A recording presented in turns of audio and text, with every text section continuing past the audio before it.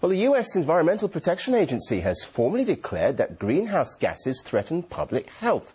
The declaration allows it to regulate carbon emission gases without needing extra legislation from Congress in cases where President Obama's plans to fight global warming have stalled. Well, it boosts the prospects of delegates at the UN's climate conference in Copenhagen reaching an agreement to supplant the current Kyoto deal to curb carbon emissions, which expires in 2012. And while UN officials are optimistic about the summit, some skeptics say they want more science and less politics. Well, let's cross live now to our correspondent, Laura Emmett, who's in Copenhagen now. Hello to you, Laura. So, what's on the climate on the second day of the conference? Well, Kerry, as you can see, I brought my special Moscow coat, but actually I don't really need it. It's not that cold here. But as you say, it is the second day of the Copenhagen Climate Change Conference. That's going on about 4 kilometres away from where I am now. But we've come here for something a little bit different today, away from the hustle and bustle and the sort of circus-type atmosphere that seems to have taken over the conference centre where that summit's being held. Because today and tomorrow, there's a group of sceptics meeting here in Copenhagen in order to sort of counterbalance that main conference that's going on. And part of that group that's meeting has laid down the gauntlet to the Intergovernmental Panel on Climate Change and the UN's Ban Ki-moon. And they're saying if you say that the world is warming because of man-made factors, then prove it. You say that the glaciers are melting, prove it. You say that the sea levels are going to rise, prove it using the science that you have come up with, and we will counter that with our science. Now, for more on the science behind climate change and all that involves, I'm joined by Professor Cliff Ollier. Thanks very much for coming. He's an expert on ice caps and glaciers from the University of Western Australia. Now, Professor Ollier, all around Copenhagen, I don't know if you've seen them yet, but there are red flashing lights, and they're supposed to represent the levels that the sea will reach if the UN's predictions come true. But you say that theory is flawed. Could you explain that for us? Well, I think so, and this is really why I'm here. I haven't seen all these signs, but now, especially since the world's been getting cooler since '98, the big thrust is rising sea levels. That's the best scale around, and it is tied to the melting of ice caps in particular, and it's based, I believe, on a false model, which I think I can explain very simply.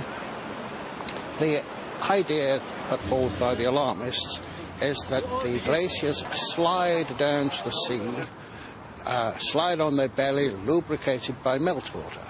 And if we make things warmer, we'll get more meltwater and they'll slide ever faster, and we can reach a tipping point and catastrophic meters and meters. Well, depending on who you're talking to, there have been 20 meters, there have been 2 meters.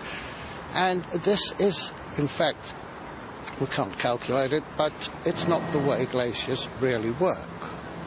And this is what I'm going to be talking about in our conference. The idea of the glacier sliding on its belly was invented in 1779, and in 1845 it was totally disproved, and they knew what they'd done and they understood it. And since then there have been many more advances, but the alarmists are sticking to this 1779 idea of sliding. There are 2 reasons why the ice caps of Greenland and Antarctica can't slide into the sea. And the simplest one to observe is that they're occupying basins over 1 kilometre deep. So they've got to move uphill. And they can only do this by the way we now know, by the viscous flow. The solid ice at the base of an ice cap can flow by a mechanism called creep. And creep depends on temperature. The nearer you are to melting point, the faster it will go. And on pressure, so it won't flow at all until there is enough pressure.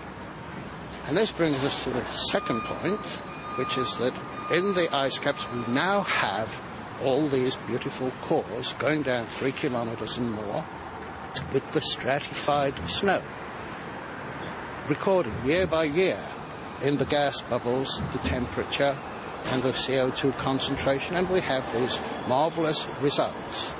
But the significant thing is that those layers are still there. They go back in Greenland for 105,000 years, and in Antarctica to 760,000 years, with no melting at all.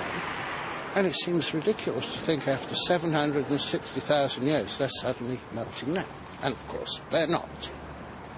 They are accumulating. Now, an ice cap has a budget. We accumulate snow, eventually it flows, and goes to the edge, and there it will melt or break off as an iceberg. So we have build-up and loss.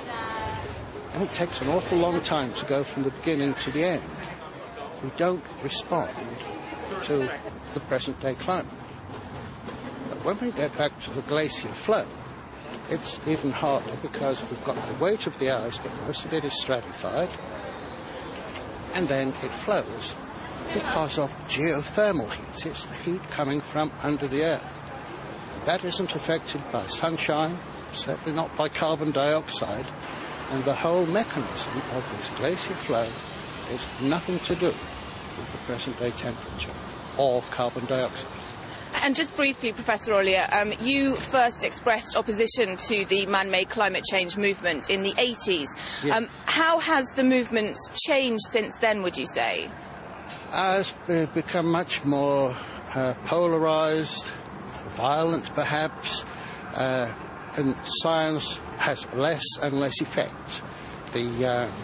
The ads I've seen from the BBC are quite appalling. They have nothing to do with science at all, straight propaganda, and we have similar things in Australia. There is a movement now, it's a deliberate and organised movement, whereas it started off as a conflict between one group of scientists and another. Where it will end, I have no idea, but I'm still in it, but getting a little weary. We're glad you're still here. Thank you very much for talking to RT today.